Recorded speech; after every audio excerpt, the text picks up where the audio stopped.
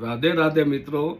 એક સંત તેમના પ્રવચનમાં એવી વાત કરી રહ્યા હતા યુવાનોને સંબોધીને કે એ યુવાનો કે તમારા જીવનમાં કોઈ એવો એક સારથી રાખજો, માર્ગદર્શક રાખજો. જ્યારે તમે દિશાવિહીન થઈ જાઓ, તમને કોઈ જીવનમાં રસ્તો ન સૂઝે, ત્યારે તમારો કોઈ માર્ગદર્શક હોય, તમારો કોઈ સારથી હોય તો એ તમને રસ્તો દેખાડે, દિશા સિંધે. એમ કરીને સંતે ચાર સારથીની વાત કરી.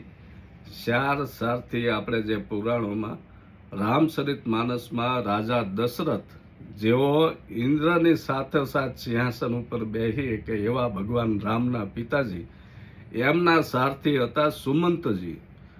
જ્યારે ભગવાન રામને ત્રણેય વનમાં જવા નીકળ્યા ત્યારે દશરથજી સુમંતને બોલાવીને કહે છે કે તમે આ ત્રણેયને રથમાં બેહારીને જંગલમાં 4 દિવસ ફેરવીને મનાવીને પાછા અયોધ્યા લેતા આવજો. એ સારથી સુમંતજી.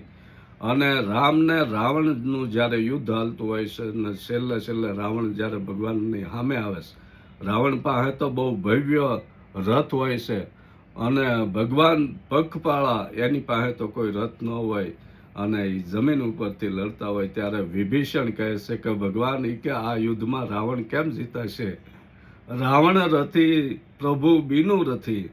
તો એ વખતે ઇન્દ્રદેવ આકાશમાંથી જોતો હોય છે ને એ એમનો રથ, એમનો ઇન્દ્રદેવનો સારથી હોય છે માતલી.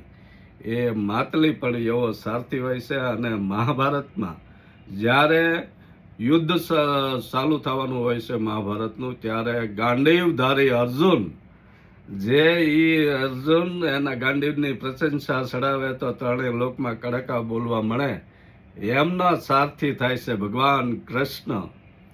અને ચોથા જે કરણ જ્યારે મહાભારતના યુદ્ધમાં લડવા આવવાના હોય છે ત્યારે એને દુર્યોધનને કહ્યું કે મારે અર્જુનને કેમ ભગવાન સારથી છે, મારે પણ એવો એક બાહોશ સારથીની જરૂર હોય છે. તો એ સમયે જે મદ્ર દેશના રાજા શલ્ય, જે પાંડવોના મામા થાય છે, જે સહદેવના નકુલના માતા માદ્રીજી હોય છે, એ માદ્રીજીના ભાઈ એ મદ્ર દેશના રાજા શલ્ય, એ પણ એવા જ સારથી હોય છે. અને કરણ કહે છે કે મારે શલ્ય રાજાને સારથી બનાવવા છે. ત્યારે જે મહાભારતમાં કથા આવે છે કે શલ્ય રાજા જ્યારે યુદ્ધ માટે લશ્કર લઈને આવતા હોય ત્યારે રસ્તામાં દુર્યોધન એની આગતા સ્વાગતા બહુ કરે છે અને દુર્યોધન એ શલ્ય રાજાને એની તરફ કરી લે છે અને એને કરણના રથના સારથી બનાવે છે. આ ચાર સારથીની વાત છે. રાધે રાધે.